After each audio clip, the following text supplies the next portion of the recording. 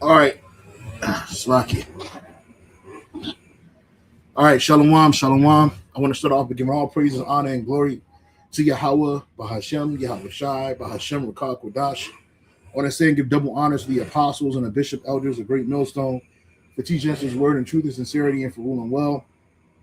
And salutations to the elect, Lord willing, we're some of those men and women that believe and fear the name of Yahweh, Bahashem, Yahweh Shai. Slocky. Excuse me. Hey, I'm my brother Gabar Yahweh from GMS Hawaii, coming to you with another lesson. And this lesson was inspired by a video that I watched earlier today. Elder Apostle Gabar, he did a live show earlier today, and it inspired me to want to do this lesson. The name of that video that Elder Apostle Gabar did earlier was called bear with me. Yeah, it's called Daily Live Stream 2/16/26. What is Partus Sequitur Ventrum, right? Which we'll touch on that in this lesson a bit too. But matter of fact, I'll show you the video so you can watch it on your own time. This is the video that Apostle Bar did earlier today, and it was a good lesson. You know, I like I told him, I wish I could have joined him, but hey, I'm doing it right now. You know, I'm doing my part right now, and putting my spiritual 2 cents into the cup. Today's lesson is entitled Esau put his own in slavery without care. I meant to say without. Let me I gotta change the title. Without care. Right? And that's exactly what he did without a care. And that's exactly what he did. He put his children in captivity right along with the rest of the Israelites that were in captivity, particularly we're talking about the transatlantic slave trade, which involved the enslavement of the children of Israel, you so-called Negroes, Latinos, Native Americans, and Seminole Indians, man, because our people suffered this, right? And as we suffered these things, the I'm gonna have to re-edit it. I'm gonna have to re-edit it when I'm done, the title. But it's supposed to be entitled Esau put his own in slavery without a care. And he didn't have a care. And as we suffered these things, a lot happened. A lot of tears were sown amongst our people, right? To the point where you got you got Edomites that look like Israelites, right? And I had opened it up with this image right here. This is Prince Albert of Monaco, right? And his so-called illegitimate son right here, Alexandre, right? And this guy's an Edomite. He's not an Israelite. This is this man's seed. He got his ears and everything too, man. He got this. This is Satan right here, right? This is Satan's seed right here. This is Satan right here, and this is his seed right here. But you would think that this dude was a Israelite because he looks like an Israelite. You know, he's a model homosexual. You can tell you got the homosexual spirit on him. But he's a model and shit. But his mother is a so-called black woman from Tongolese. She was a flight attendant, and which we'll get into the history of Prince Albert and his son that can never this guy can never get the throne of his father, right? I don't even think his father's king, but he can't inherit his father's rights, right? His titles, none of that shit. He can't inherit it. They say that when he died that he's supposed to be taken care of, but the point of the matter is this is an example of that. And this guy's a terror, right? Because like I said, you put this dude amongst Jake, the first thing they'll put, oh, that's a black man. No, this not. This is an Edomite, right? He comes from this man, but his mother right here is a nigger woman, right? Right? She was a flight attendant, and this dude is married. Like he got kids. Like these is other kids. All four of these children are Edomites. Now the crazy thing about it is these three right here, they get to inherit. Um, they get to inherit Prince Albert Grimaldi's rights. So she's a princess. This devil right here, she's a princess, and this little nigga's a prince. This is Prince Albert's son, Alexandre Grimaldi, makes rare appearance at Monaco Grand Prix, right? So he gets accepted into certain things, but he can never inherit his father's inheritance, man. And that's how it was in America, right? That's how it is in America. The slavery in America, it worked the same way, right? It worked the same way. These devils, they would put they would have sex with or rape, have sex, have relations, because it wasn't always rape, right? But they would have sexual relationships with Israelite women that were in captivity, bear children with these women, and then they would put their children into captivity. And so you get a bunch of these different people. Elder Apostle Gabar mentioned Bill Clinton's son, right? This guy right here named Danny Williams. Clinton don't acknowledge this guy, right? But he had sex. Bill Clinton had sex with his mother. His mom was a prostitute, right? And then this dude, he has children. These three right here, right? These are the ones that I know about, right? These three right here, these are all Edomites. These are not Israelites. And I was speaking to Elder Yashawamba, and I just made a educated discernment, which you got a lot of Edomites dwelling amongst Jake in the ghetto, right? A lot of these niggas, these people that you think are so-called black people, Latino people, Native American people, a lot of them go back to Esau. They just chocolate covered, brown covered. A lot of them go back to Esau, and that's another reason why you got that enmity going crazy in the ghetto. It ain't just the curses, it ain't just the exploitation of our oppression that the Edomites and other nations do. This man dropped seed and he didn't care about him. Just like this dude right here, what's his name? Danny Williams. His father, his blood relative is Bill Clinton, who's an Edomite. This is his mom right here. And the nigga looked just like Bill Clinton when he was a kid. He got the overbite. He got that face. He got the same face shape, right? He barely even looked like his mother. Right? Now, why would she just continue to lie for years trying to get paid? Nah. She was trying to explain something, but this nigga Bill Clinton, he won't let him nowhere near the White House or his history, right? He exalt the ugly one that he had with what's that bitch? Hillary Clinton. This demon, this pedophile and this pederasty right here. She's a pederast, this demon. These are both his children, but he only claimed one. Just like Albert of Monaco, Prince Albert of Monaco. He only claimed the white kids and the nigga kids they put in captivity. Oh, this nigga did a sit down, right? Danny Williams on his mom telling him that his alleged father, Bill Clinton, has a bald eagle tattoo on his butt cheek. Yeah. You know what I'm saying? That's crazy. That's crazy. So the nigga did an interview. This dude, but he's an Edomite. He ain't one of our people. And then you got Israelites that look like the other nations, but they go back to us. Our forefathers dropped seed in their foremothers in the ancient world, or in the Middle Ages, or even in this current world. So it's a lot of this shit going on. This is why you got the parable of the wheat and the tares. And this dude was forced to live in the ghetto his whole life. This guy, Danny Williams, he can go to the White House parties. He ain't go to the Bohemian Grove. He's not inheriting any wealth. Nigga got in trouble with the law, all kinds of shit. He got an Edomite with waves and shit. If this nigga is truly Bill Clinton's son, which I believe he is, this nigga's a tear. And the mistress, Hillary Clinton, she ain't accept him. They didn't even accept this nigga for a sacrifice. As much kids they be killing and destroying, they won't even they ain't want to do that to this nigga, man. They just want to act like he just don't exist. And that's the way they do. And then this dude end up breeding children with other Israelite women. And then what he do? He end up bringing them, expanding that line into the rest of our people, and to the point where it get to a couple generations, you don't even you can't even tell a difference, man. And then you want these demons to grow up, you thinking that they're gonna grow up to be nigga bitches, right? And they might have that kind of same flavor, but then they be, they're running some problems with some real Israelite women, and then you see that conflict just stir up. She, like this one right here, she looked just like this nigga, even with the glasses on. She looked like Satan. And this one too.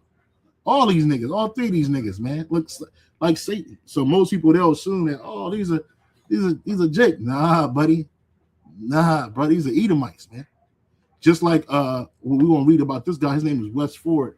I mentioned him to Apostle Gabar in his video, and this guy is supposedly either George Washington's son or his brother's son, and he looked just like this nigga, man. You see it? Look at your dollar bill and look at George Washington. He looked just like Wes Ford, man, and he had to go to slavery. So let's read this real quick. It says and then I'll get a precept. It says this right here. Wes Ford was a caretaker and a manager at Mount Vernon, which had been the home of George Washington. Ford also founded Gum Springs, Virginia, near Mount Vernon. Ford was born in the Bushfield Plantation in Westmoreland County, the son of a woman named Venus, who was classified as a mulatto in the parlance of time. Venus was held in bondage as a house slave by Washington's brother, which Venus could have been an Edomite too. Her father could have been an Edomite, but they ain't free that bitch. They put her in slavery. And then she had sex with another Edomite, and then the nigga came out brown skin. So anyway, let's keep on reading. Held in bondage as a house slave by Washington's brother, John Augustine Washington, and by John's wife, Hannah. The Ford's family oral story states that Wes Ford's father was President Washington, and some historians who have addressed this matter believe the theory is possible, though not probable. In 1802, Ford moved to Mount Vernon, where President Washington had died in 1799. Ford became a free man about 1805. In 1833, he established the settlement of Gum Springs, which was the first African-American settlement in Fairfax, Virginia. He continued to work nearby Mount Vernon until 1860 and returned to Mount Vernon when Mount Vernon Ladies Association brought him to the estate to care for him during his final illness and death while the American Civil War was raging. Yeah, so this nigga right here is either George Washington's brother, son, or his son, right? Or his son. And then and it is some of his ilk right here, man. Some of his ilk right here, right? And that's why the scriptures speak about the wheat and the tare, right? Let's read about it. If Edomite come back looking like Jake, that's judgment from Yahweh. Well, it could be. Yeah, anything is judgment from the Lord. Whether what you call bad or good is still righteous.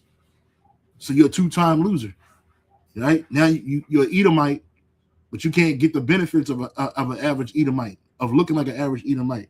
Now you look like a Jake, so now you catch double the hardship, and you still gonna go into captivity when slavery comes for you Edomites, when Yahweh Shai come back. So yeah, a double dose. You're a two-time loser, right? So you're done. You know what I mean? Like Elder Apostle Gabar said, the two-time loser, right? This is St. Matthew chapter 13, verse 24. This was the tares among the wheat. And this is the parable that Yahweh Shai spoke. It says, another parable put he forth unto them, saying, the kingdom of heaven is likened unto a man which sowed good seed in his field. But while men slept, his enemy came and sowed tares among the wheat and went his way. And that's what Esau does. That's why you got the term called where's it at? That's why you had this term called partus sequitur ventrum, right? Basically, partus sequitur ventrum, the child follows the condition of the mother, right? If the mother was in captivity, don't matter if she was a mulatto or a Jake, they was going into captivity. Now you had some stories, there's plenty of stories where certain men were freed at a certain age. I believe Prince Hall might have been a tare. Let me see. The guy that started the Prince Hall Masonry.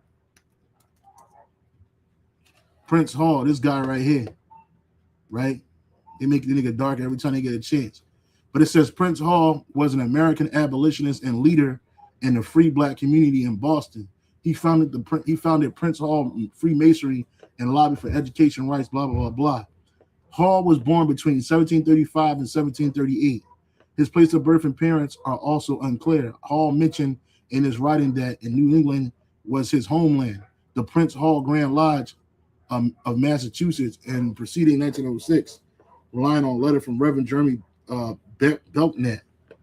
Let me see. His Hall's early years unclear. Historians theorize that at age 11, Hall was enslaved to a Boston tanner, William Hall, and by 1770 was a free, literate man. Had always been accounted as a free man, although William Hall, it was through William Hall that Prince learned about the process and dressed leather. So yeah, he might not have been. But it's a lot of them motherfuckers, man. Yeah, I ain't even got to go there. This ain't about Prince Hall. I thought he was. My bad. So let's keep on reading. Where was I at? Right here. St. Matthew chapter 13. And another parable put he forth unto them, saying, the kingdom of heaven is likened unto a man which sowed good seed in his field. But while men slept, his enemy came and sowed tares among the wheat. The wheat are the Israelites, starting with the elect of Israel. And the tares are the other nations, right? That are amongst our people, that look like our people, and went his way. But when the blade was sprung up and brought forth fruit, then appeared the tares also. So the servants of the householder came and said unto him, Sir, didst not thou sow good seed in thy field? From whence then have it tares? He said unto them, an enemy have done this. And who's the enemy? Esau, Edom, right? He's the enemy of Yahweh Bashem Shah and of us. He's our top enemy, right? These other nations are our enemies too. The servant said unto him, wilt thou then that we go and gather them up? But he said, nay, lest while ye gather up the tares, ye root up also the wheat with them. And that's why, we don't go out there and tell you, hey, man, just start chopping down people, because you don't know who you're chopping down. And that's not something that we're supposed to do anyway. That's the word of the Lord. We're supposed to be conveyors of the message, right, of the good news to the Israelites, starting with the elect, right? But you don't know who is who. That's why you got like some Israelite groups. You'll see somebody that look like a white person get all humbled in front of them, kiss their boots, get on their knees, say they sorry. A real Edomite ain't going to do that. He got too much pride on him. He born with too much pride to do that. You never know. You think that's an Edomite the whole time it's a Jake. You got a lot of these Israelite groups out here that don't discern things spiritually. So they assume you are what you look like. So they judging on an outward appearance. But Yahweh Bashem Shai judges on an inward man, right? He knows the spirits that's in them bodies, right? Even if you can't discern them, right? So it says, but he said, nay, lest while ye gather up the tares, ye root up also the wheat with them. It says, let both grow together until the harvest. And then in time of harvest, I will say to the reapers, gather together first the tares and bind them in bundles and burn them, but gather the wheat into my barn. Now, for understanding about the tares explained, then Yahweh Shai sent the multitude away. This verse 36. Then Yahweh Shai sent the multitude away and went into the house, and his disciples came unto him, saying, declare unto us the parable of the tares of the field. He answered and said unto them, he that soweth good seed is the son of man. The field is the world. The good seed are the children of the kingdom. Who are the children of the kingdom? The Israelites, starting with the elect. But the tares are the children of the wicked one. And that's a great example of this guy. This little nigga is a tare, right? This dude right here, he's a child of the wicked one. His father is a Satanist. This dude is an Edomite. I mean, through and through. Just like what this nigga had, Danny Williams. His daddy is a real Edomite through and through. He got his nose, he got his eyebrows, he got that look, he got that overbite. He looked just like this nigga, except he's like a so-called Negro version, bro. And he don't know. He going into captivity. He gonna die on the inside, come right back into captivity. So like people think that when this thing goes down, you're just gonna see, especially in the beginning, when the elite are captured by the elect, when the elite are captured, you're just gonna think it's just gonna be a bunch of Edomite looking people there. But you got Edomites scattered all on this earth that ain't in America. And guess what? They're gonna be rounded up. So that shit gonna look like it's gonna look like America at first. But you're like, what? That guy, he looks. I thought he was a Negro. Whole time he was an Edomite. Or I thought she was a Latino. Whole time she was an Edomite.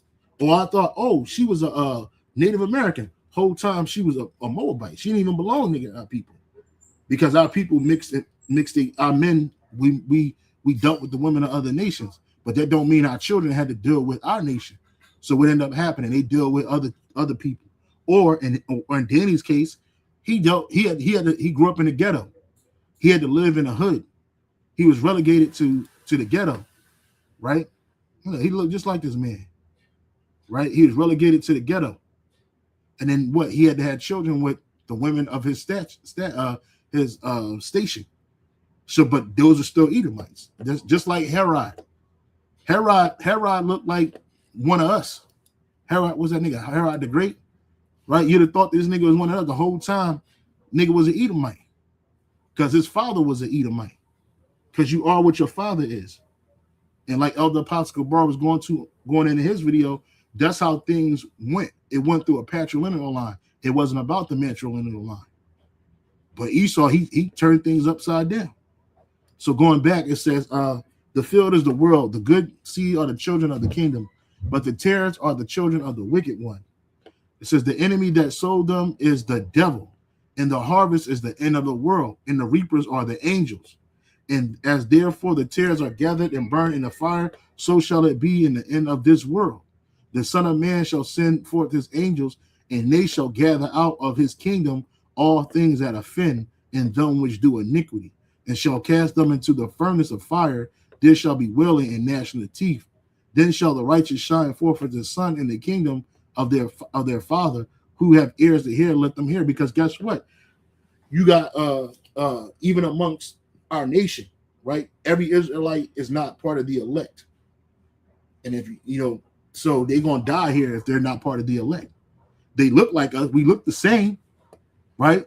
We come from the same lineage, but spiritually we're different. You're given into your iniquities and sins in this world, so you're gonna be burnt the fuck up because you do iniquity. And going back to the tares, the natural tares, you Edomites and other nations, because it ain't just Esau that's amongst us, right? You definitely gonna be burnt the fuck out and thrown into captivity. If this nigga's still alive, he's gonna be thrown into captivity. Because he don't live in America. This guy don't live in America, right? He lives somewhere with his wig hat wearing mother. You know what I'm saying? He lives somewhere with her bald headed ass. This nigga right here, Alexander Grimaud. She thought she had leveled up when she got with the prince. She thought she leveled up. I think this is nigga and his sister. I think this is nigga and his sister, but he don't get this nigga's gay, bro. He's a homosexual. Well, he's an Edomite. What can you expect, right? He don't get the reward that the natural Edomite gets, man. And the black woman, she thought she was gonna get elevated the whole time. She was just a jump off, right? She was just a jump off. And he eventually accepted his son because he had to, right? Monaco's royal lineage, Prince Albert II, and his modern monarchy, right? Which we're gonna read about him in a second. But give me a second. I had to go do something real quick. Oh shit.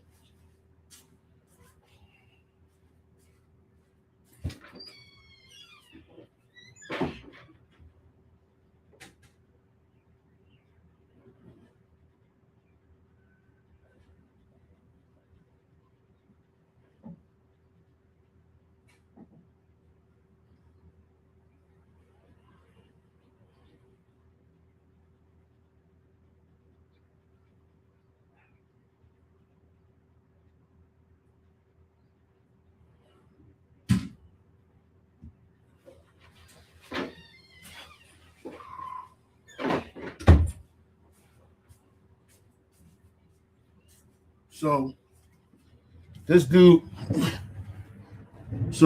again, he wasn't accepted until over time. Let's see who his wife is. Prince Albert's wife. Meet the fresh face of Monaco as Alexander Grimaldi celebrates his birthday. What happened blah, blah, blah. Right? So let's read this real quick. This is Prince Albert II, this guy right here. Albert II, Albert Alexandre Louis Pierre Grimaldi, is a Prince of Monaco, reigning since 2005. Born at the Prince's Palace of Monaco, Albert is the second child and only son of Prince Rainer III and Princess Grace, which his mom's is Grace Kelly. That's crazy. Look at mom's Grace Kelly.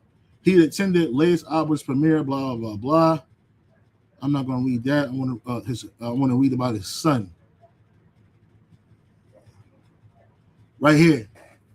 Succession issues. As Rainer III's health declined, Albert's lack of legitimate children became a matter of public and political concern owing to a legal and international consequence. Had Prince Albert succeeded his father and died without a lawful heirs, it would have triggered Article 3 of the 1918 Franco-Montague Treaty, according to which Principalities of Monaco would have become a protectorate of the French Republic.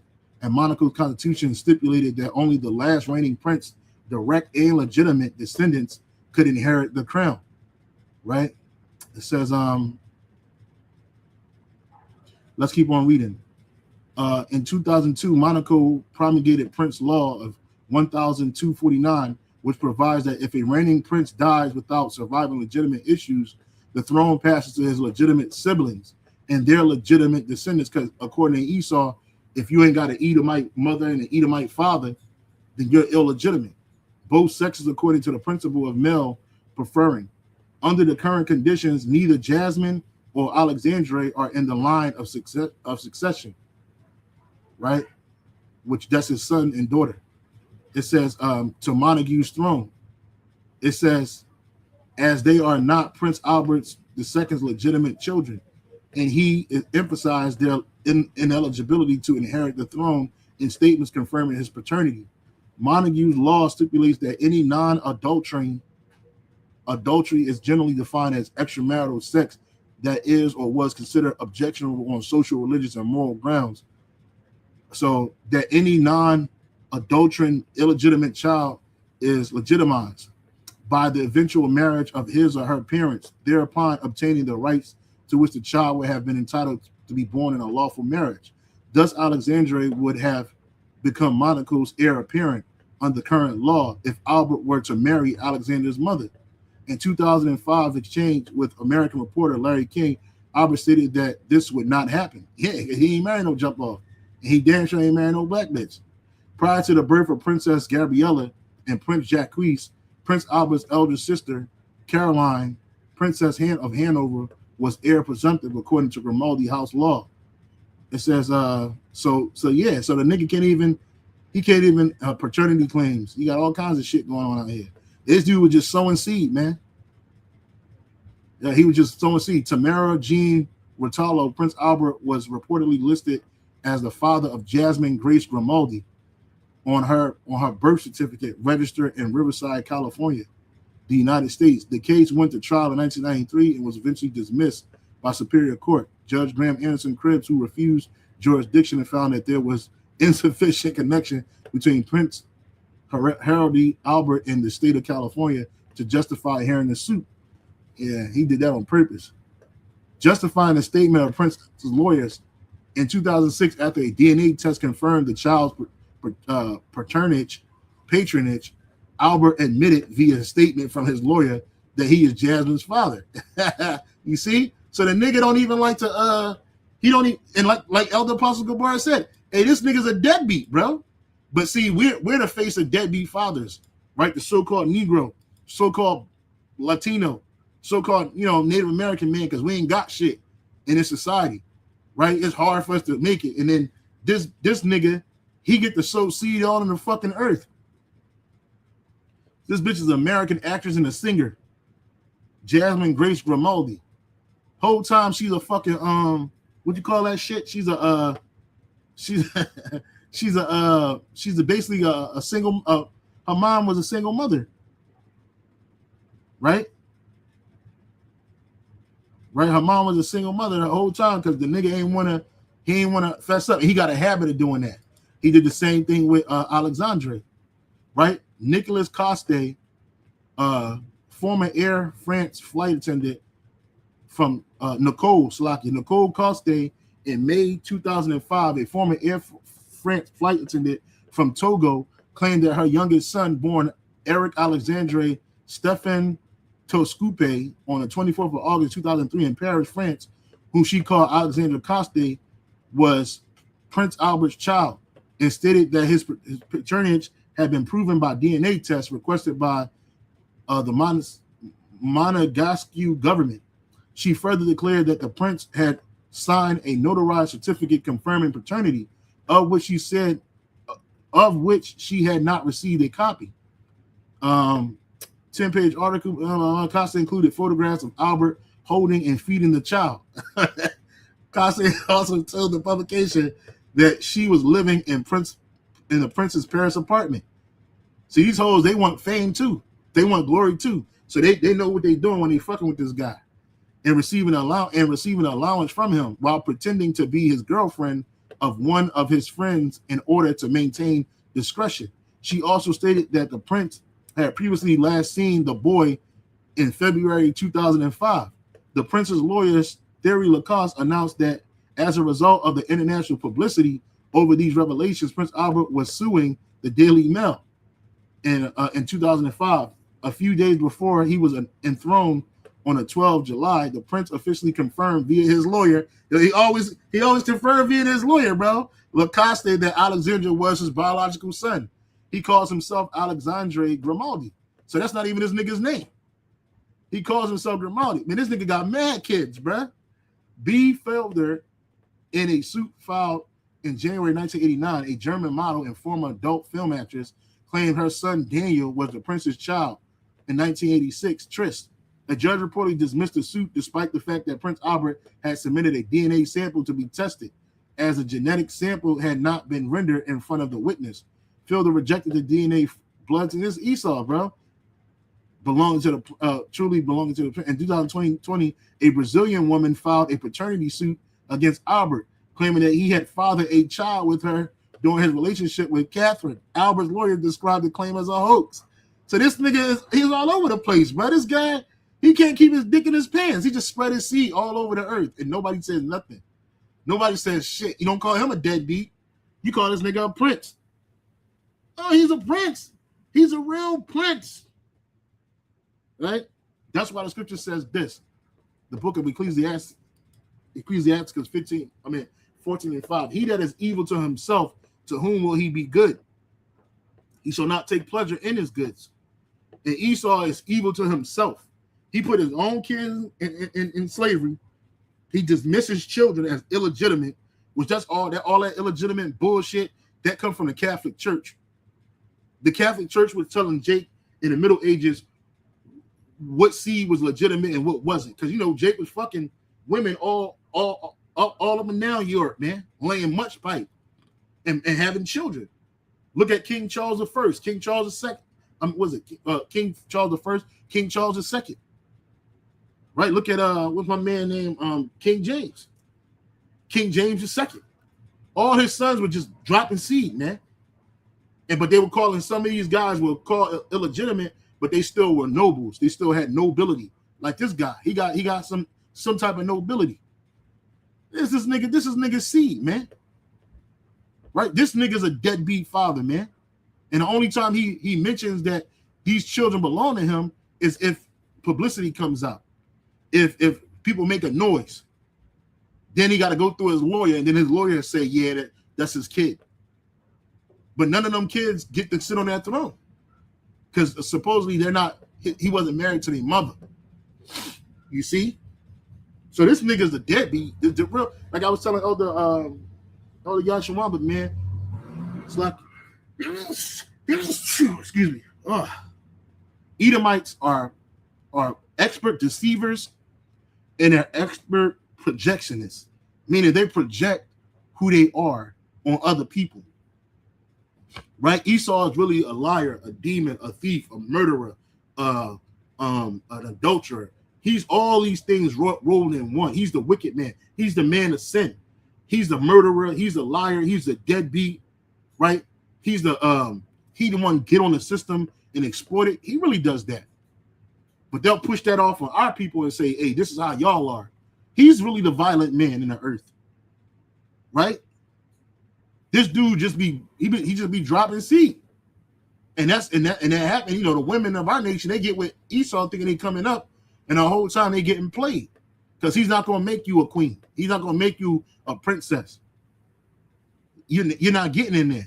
There was a one princess, she married a Jake. He can't even get no, he don't get nothing. He don't get shit.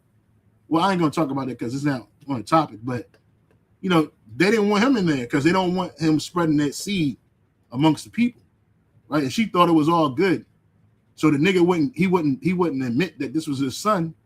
So what she do? She start doing interviews and shit, taking pictures with a bad wig on, you know, making her hair blonde, trying to be as close to white as she can, right? Trying to be close as white as she can because she don't want to go back to that African village, right? Thinking she the white woman. That ain't your hair, bitch, right? And this is an Edomite, but she's proud to raise an Edomite, right? She's proud to raise the devil. Right, but he ain't proud to raise him. Niggas show up, play with the kid and shit, like off of that movie. What was it called? I think it was like something Daddy with the Wayans brothers. The nigga said, "I'm here to pick up Junior." He picked him up and said, "I'll be back in 2 weeks." You know what I'm saying? So all these kids had to come to the table after the fact, man. You know what I'm saying? And his woman got accepted because he's a prince. The prince, look, she living a life, man. All because she let the right dude drop seed in her. She get to live this high life, man. Right? She get to live this life of luxury. This is an Edomite. This is not an Israelite. He is not one of us. Right? His ass is going into captivity. Right? That ass is going into slavery, hardcore style, bro.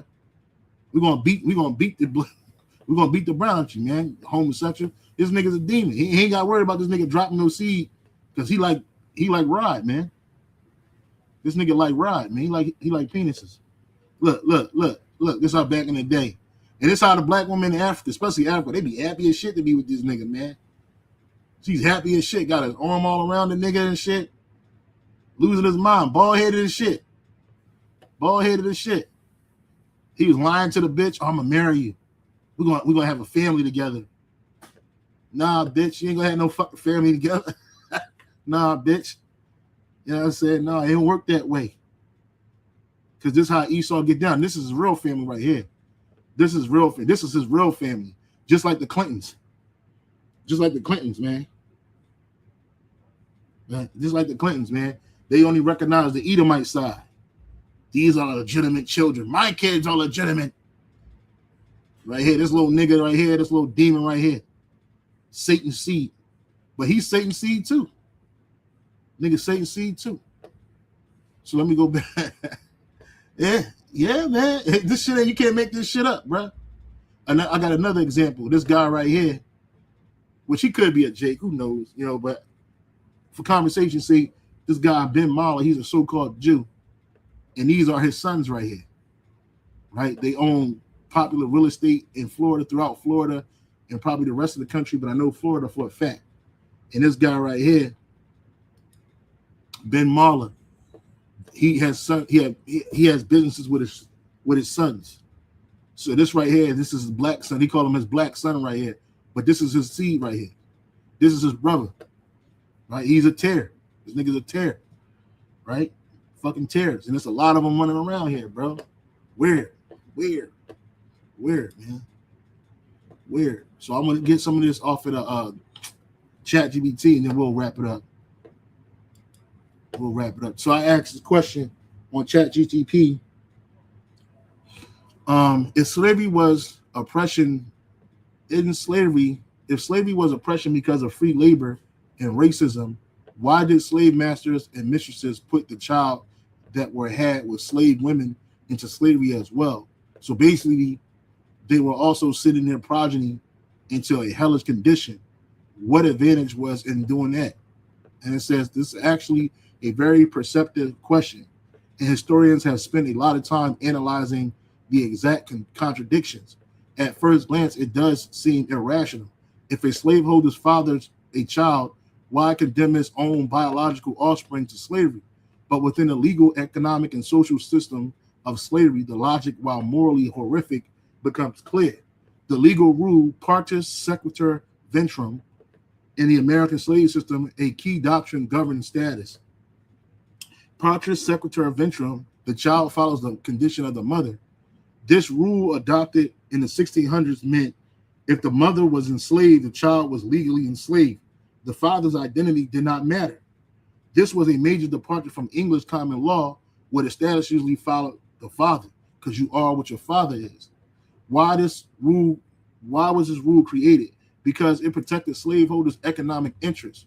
Without it, children of enslaved women and free men could claim freedom, enslavers would lose property.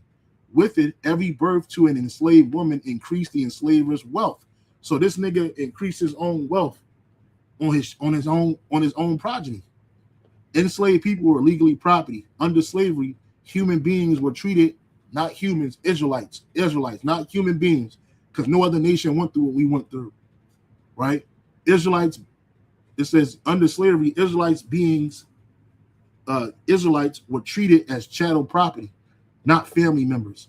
So when a slaveholder fathered a child with an enslaved woman, the child was not legally viewed as his son/daughter. Therefore, you a deadbeat, nigga. You're the worst kind. The child was legally an asset belonging to the estate. In that system, biological paternity did not override property law. Economic incentives were powerful. Enslaved children represented financial value, more labor, more resale value, more collateral for loans, more inherited wealth. Freeing one's mixed race children meant reducing one's own property holdings. That's why the scripture says, he that is evil to himself, to whom will he be good to? Who? In many slave societies, wealth and status were directly tied to the number of enslaved people owned. Preserving the racial caste system. Slavery was not just labor exploitation, it was a racial hierarchy system. If slaveholders widely acknowledged and freed their mixed race children, the line between slave and free would blur. Claims to rights, inheritance, legitimacy could arise. The ideology of racial superiority would weaken. Enslaving those children helped preserve the rigid social order. Social and inheritance complications. Recognizing enslaved children as legitimate heirs could create enormous problems. Property disputes, challenges from white family members, threats to estate distribution, scandal, damaging social standings. And that's what happened with Prince Albert. Many enslavers chose denial rather than that's some deadbeat shit. You're gonna deny the kid, destabilizing their legal and social position. Harsh reality: slavery dehumanized everyone involved. The system encouraged enslavers to separate biology from responsibility, right? Fatherhood from humanity, sexual exploitation from kinship. Some fathers did quietly free and support children, but many did not, because the institution itself normalized cruelty and ownership over Israelites or human beings and humans in bonds, man. So yeah, man, this nigga, this is a devil, Satan, right? He added evil to himself. To whom will he be good, man? Nobody. He ain't gonna be good to nobody, right? So yeah, man, hey, Esau put his own in slavery without a care. What you think he gonna do for you? We're Israelites. He know he hate us, man. You know what I'm saying? If he don't give a fuck about his people, he ain't gonna give a fuck about you, right? It's over for you, man. Right? Yeah. Focus on the kingdom to come. Job 14:4, 144. Brakataya, how about you shot? Says, who can bring a clean thing out of an unclean? Not one. So if the father's unclean, he's unclean. Right? Nothing can change that. Nothing can change that. He's still a devil. He's just a brown-colored, coffee-colored devil, man. But he's still Satan. And that ass is going into slavery, man. And you ain't going to be able to fool the angels, man. You ain't going to be able to fool the elect, which are also angels in the flesh. We're going to know where everybody's at, who is who, and what is what. And everybody's getting separated. It's going to be highly segregated. See, in our kingdom, bro, we're going to have children with concubines too. Esau had children without women. We're gonna have children with the finest women of the nations, man, including Edomite women. But guess what? Them Israelites, them children that come from that relationship, those relationships, sexual relationships, guess what's gonna happen? Them sons and them daughters gonna be elevated. Huh? So them kids that they mothers is concubines, guess what? They still gonna be kings and princesses, man. That's how it's gonna work. You see, because we're gonna do things the right way. Right? We ain't gonna enslave our own people. We ain't gonna cast our people in a fucking. First of all, they're Israelites, bro. What? We can't do that to our own people, man. That's our seed. So that seed, they're coming with us. And our wives gonna take care of them kids like they came out of their own vagina, from their own womb. Because they Israelites. The concubines ain't gonna get shit. She's just gonna get knocked down some more, or cast it out, or thrown into the fucking pits. Who knows? I'm speaking as a man, but I do know for a fact that them children that we have with the other nations, they're gonna be elevated because they're Israelites.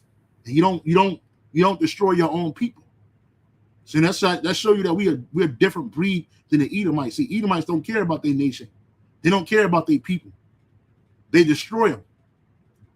But we care about our people because we really are the Lord's people. We belong to Yahweh Shemal Shai. Any seed that come from us is the Israelite. You are what your father is. You see?